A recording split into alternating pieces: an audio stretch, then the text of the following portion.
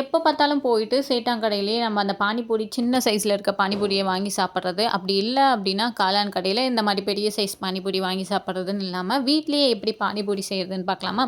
வீட்லேயே பானிபூரி செய்கிறதுக்கு நான் 3 பச்சை மிளகாய் எடுத்திருக்கேன். இதில் புதினாவோட கிளிப்பு மிஸ் ஆகிடுச்சு. அதனால் வந்துட்டு ஒரு கை அளவுக்கு புதினா எடுத்துக்கோங்க. அப்புறம் கொஞ்சமாக கொத்தமல்லி, ஒரு சின்ன சைஸ் இஞ்சி, கொஞ்சமாக புளி எடுத்துக்கோங்க. இதை அரைச்சிக்கோங்க. நல்லா நைஸாக அரைச்சிக்கோங்க. இந்த அளவுக்கு நல்லா அரைச்சதுக்கப்புறம் இதை வடிகட்டி எடுத்துக்கோங்க. இப்போ என்ன பண்ணுறோம் அப்படின்னு பார்த்தீங்கன்னா, பானிபூரிக்குள்ளே இருக்க ரசம் தான். அதை வந்துட்டு நம்ம இப்போ வடிகட்டி எடுத்துட்டோம் அப்படின்னா, அவங்க கொடுக்குற மாதிரியே ஒரு ரசம் ரெடி ஆகிடும். இது அதை விடவே டேஸ்டியாக இருக்கும். நல்லா ஃபில்டர் பண்ணி எடுத்துக்கோங்க. நல்லா ஃபில்டர் பண்ணி எடுத்துகிட்டு உங்களுக்கு தேவையான அளவுக்கு உப்பை ஆட் பண்ணிக்கோங்க. கொஞ்சம் காரமாக இருந்தது அப்படின்னா தண்ணியும் ஆட் பண்ணிக்கலாம். பானிபூரிக்கான ரசம் ரெடி ஆயிடுச்சு. நெக்ஸ்ட் நம்ம பானிபூரி செய்கிறதுக்கு இந்த மாதிரி ஒரு அப்பளம் வந்து கடையிலேயே விற்கும். நீங்கள் கேட்டிங்கனாவே தருவாங்க. ரொம்ப கம்மியான காசு தான். இதை நீங்கள் வாங்கி வச்சுக்கிட்டீங்க அப்படின்னா, அப்பப்போ பானிபூரியோட கிரேவிங்ஸ் வரும்போது நம்ம இதை வந்து செஞ்சு சாப்பிட்டுக்கலாம்.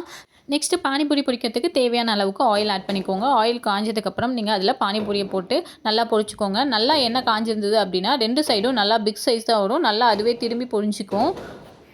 இந்த மாதிரி நல்லா பொரிஞ்சதுக்கப்புறம் அதில் இருக்கிற ஆயிலை ஃபில்டர் பண்ணிவிட்டு ஒரு பாத்திரத்துக்கு மாற்றிக்கோங்க. உங்களுக்கு தேவையான அளவுக்கு பானிபூரியை பொரித்து எடுத்து வச்சுக்கோங்க. நான் இந்த அளவுக்கு பானிபூரியை பொரித்து எடுத்து வச்சுருக்கேன். நெக்ஸ்ட்டு பானிபூரியில் வைக்கிற ஸ்டஃபிங்க்கு 2 வந்து பெரிய வெங்காயம் எடுத்துக்கலாம்.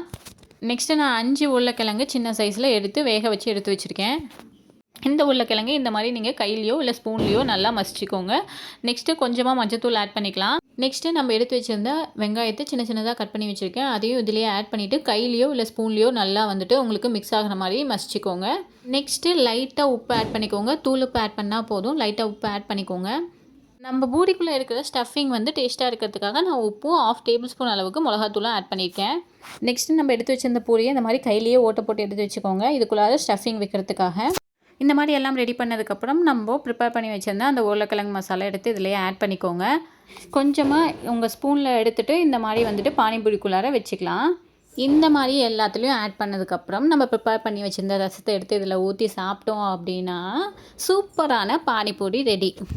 எனக்கு இந்த பானிபூரியோட ரசம் ரொம்பவே காரமாக இருந்துச்சு. ரொம்ப டேஸ்ட்டாகவும் இருந்துச்சு. நீங்களும் இதை வீட்டில் ட்ரை பண்ணி பார்த்துட்டு எப்படி இருந்துச்சு அப்படின்னு சொல்லிட்டு கமெண்ட் பண்ணுங்கள். இந்த வீடியோ உங்களுக்கு பிடிச்சிருந்ததுன்னா லைக் அண்ட் ஷேர் பண்ணுங்கள். மறக்காமல் சப்ஸ்கிரைப் பண்ணிடுங்க. நெக்ஸ்ட் வீடியோவில் பார்க்கலாம். டடா.